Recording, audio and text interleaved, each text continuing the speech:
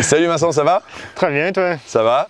Alors ici on est sur le cœur de l'exploitation. Alors c'est pas une exploitation conventionnelle, j'allais dire, comme on la connaît, comme on a visité pendant notre Tour de France, mais je tenais vraiment aussi à ce qu'on puisse te rencontrer puis faire un petit sujet avec toi parce que tu es un des fondateurs de Vers de Terre Production. Oui. Voilà, tu t'intéresses beaucoup, j'allais dire, à des productions sans travail du sol par exemple. Tout à fait. Donc qui pour certains peut-être, alors j'imagine qu'il y en a qui vont se lâcher en disant ça y est c'est parti, tu nous mets de la permaculture et puis des idéologies un peu étranges, mais honnêtement il y a des transpositions que vous faites, entre autres vous travaillez par exemple avec le GI2E Solanco, Oui. sur des surfaces classiques, sur des cultures conventionnelles on va dire, Oui. avec des résultats qui sont plutôt intéressants. Oui.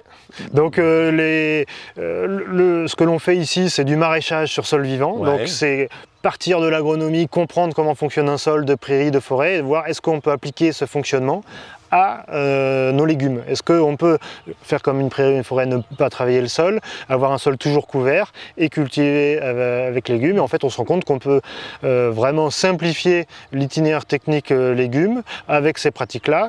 Et aujourd'hui, on a différents outils qu'on utilise, en particulier la bâche pour ne pas avoir à désherber. Alors vous êtes en bio ici? Oui. Vous avez un glyphosate naturel, entre guillemets, si on peut utiliser le terme. Ah bah, il n'est pas C'est la bâche. naturel. Il n'est pas naturel. Ouais. Il est bien sûr plastique, il est bien sûr issu du pétrole, mais il est utilisable sur sur 15-20 ans. Réutilisable. Il est réutilisable parce qu'en fait on peut reprendre le plastique qu'utilisent les éleveurs en maïs avec leur silo et on peut réutiliser ces bâches-là. Donc c'est un recyclage et ensuite derrière on peut le faire retourner dans les filières de recyclage. Mais il est très intéressant parce qu'il nous permet réellement d'avoir sur des petites surfaces un outil de désherbage très efficace. Donc là le but c'est, vous avez, alors le point de départ toi ici, tu as une prairie, tu la couvres avec une bâche, naturellement les herbes présentes vont mourir et tu peux arriver à travailler, à planter, soit planter je vais planter graines. Dans la bâche. Oui, je vais planter la première année, je vais planter dans la bâche parce que j'ai encore l'herbe qui a des vivaces dedans, qu'il va falloir détruire. Et donc ces vivaces, il faut 6 mois d'été pour les détruire. Donc on va à la fois, on va poser la bâche, attendre un mois pour que l'herbe commence un petit peu à se dégrader, le sol commence un peu à s'ameublir parce que le système racinaire est très dense sur une prairie. Oui. À ce moment-là, on peut planter un chou, une courge, une tomate, une pomme de terre dans le sol, sur la bâche.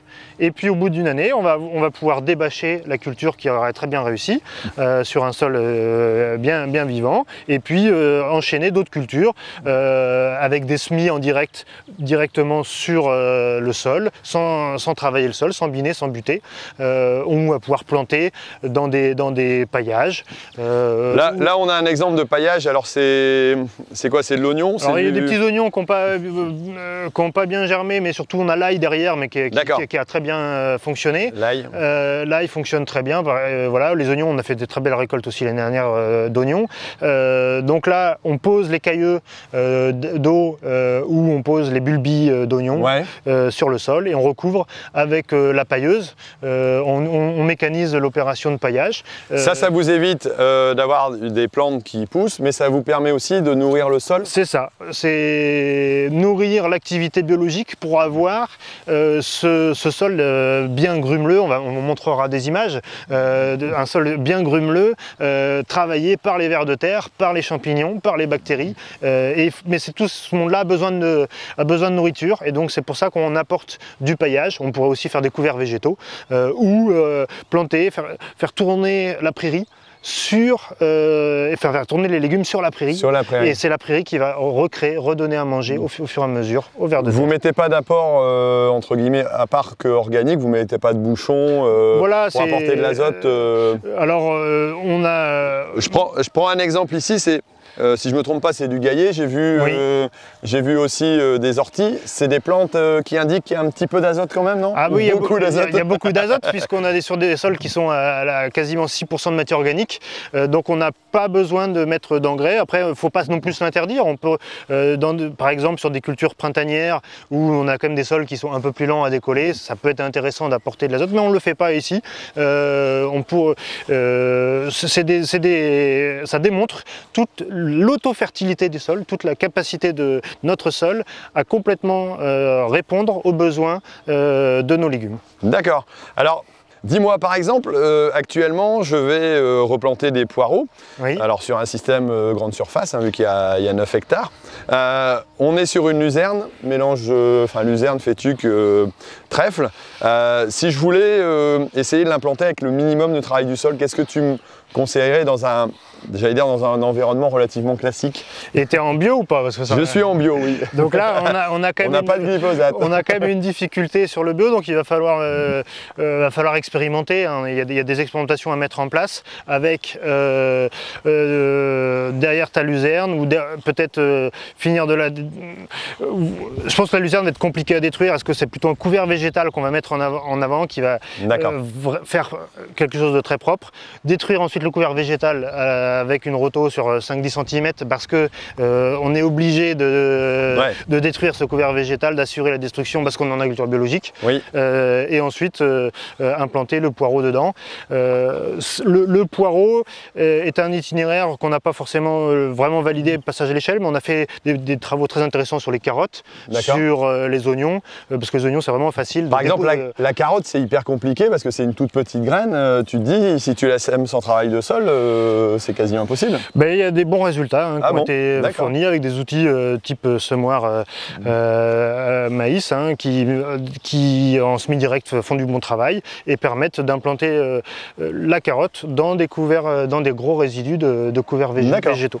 Tu vois, je suis certainement comme quelques-uns de mes auditeurs un peu bloqués sur mes habitudes, à croire que c'est quasiment impossible, mais dans la nature la carotte existe et elle a poussé, donc c'est qu'elle doit y arriver aussi dans un environnement assez naturel. C'est ça. Et puis maintenant, place à l'expérimentation, il va falloir déployer tous les essais. Alors nous, on l'a fait à petite échelle, on sait le faire, c'est facile à maîtriser. Le faire, continuer à faire beaucoup d'essais de validation à plus grandes échelles pour que émerge une consolidation d'itinéraires techniques qui permettront de faire ces itinéraires techniques à grande échelle.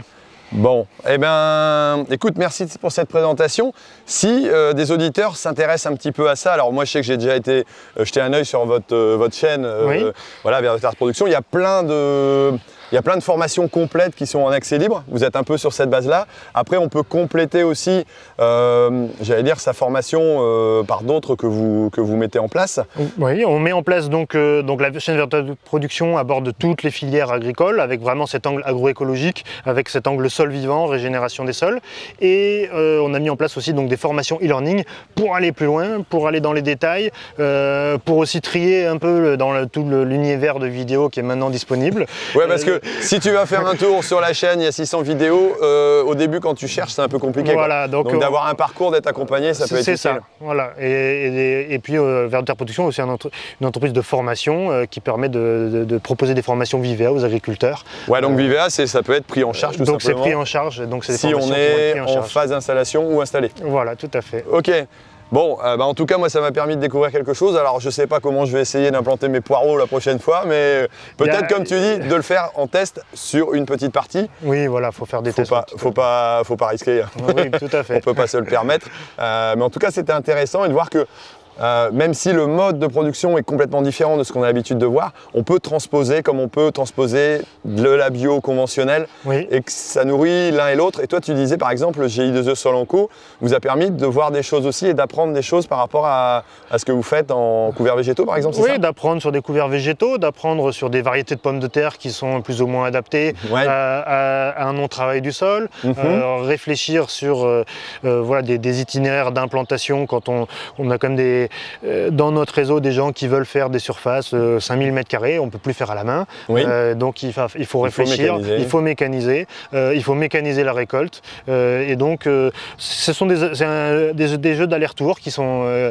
existants depuis plusieurs années maintenant et qui permettent vraiment de s'enrichir mutuellement et de donner des billes des deux côtés, et c'est très enrichissant comme approche, et ça montre bien que, alors que nous on est bio petite surface généralement, et on y a aussi des non bio dans le réseau maraîchage Solivian par exemple, et des conventionnels en grande surface ont tout intérêt à créer un dialogue, à créer des réflexions, d'autant plus que les petits maraîchers ont cette culture des petits essais de petites surfaces. Parce que nous faisons là 50 espèces, 200 variétés, donc chaque planche c'est une nouvelle variante, un nouvel essai finalement. Nouvel essai. Et donc on a ce savoir-faire de la petite surface, du petit essai, et qui est très important quand on veut faire nos expérimentations pour passer à l'échelle.